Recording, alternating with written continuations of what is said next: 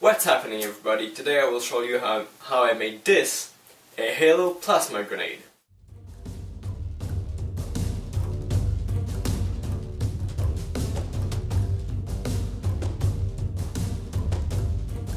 So I made this prop in a lapse of time of 2 days, 2 days and a half.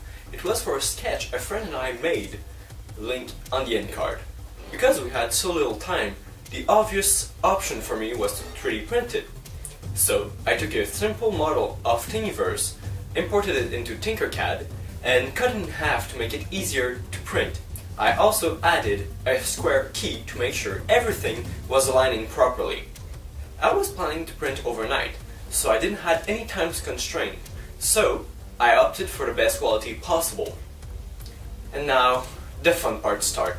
For everybody who did at least one prop with a 3D printer, there's a lot of sanding involved.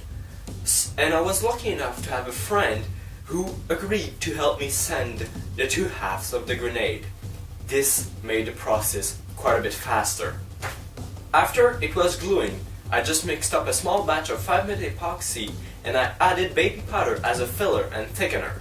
It's not necessary, but I think it's a bit easier to work with. Then I spread some epoxy in the middle, but most of it on the sides to be sure I wouldn't have any ugly gap.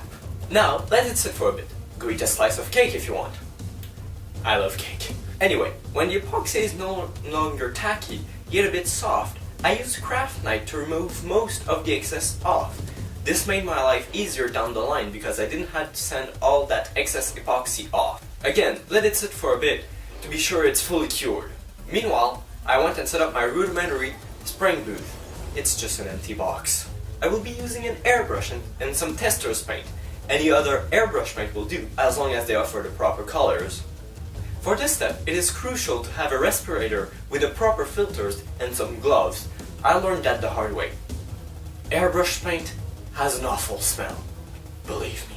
I started applying the paint in thin layers. Never stay in one place at one time or it will pool up and ruin the effect that you're going for. For this prop, I did 2 coats of paint to have a good solid base color. Here's the result. Next, I added the metallic colors. I started with the metallic blue to enhance the base coat a bit more. I didn't cover the entire piece, I still wanted to see the regular blue through it. Sadly, at this point my camera died, and I didn't have the time to charge it again. So I popped up my phone and recorded what I could. Sorry about that. Then the process continued. I switched to a metallic purple and painted unevenly over the blue. I only wanted to make contrast and not cover the entire piece. Now give it enough time to start masking. I wanted this low spot to be silver. It is a time-consuming process, but it is crucial to nail this part. Again, let it dry and slowly remove the masking tape. Carefully not to remove any of the paint away. We're almost done, only 2 steps remaining. As you quickly saw, I added some yellow to the low spot. I didn't use the airbrush, it is far quicker to use a regular paint for these small area. Last but not least, shadowing. I think that's a word, but I'm not sure. Anyway, I mixed up a small batch of black, using a lot more solvent than I usually do to make it a bit more translucent. If you're gonna do this step, be careful not to overdo it. In this case, less is more. And that's about it. Let it dry 24 hours and it'll be good for the shoot the next day. Again, link at the end. So that's everything for now. Like and subscribe and I'll see you next time. Bye bye.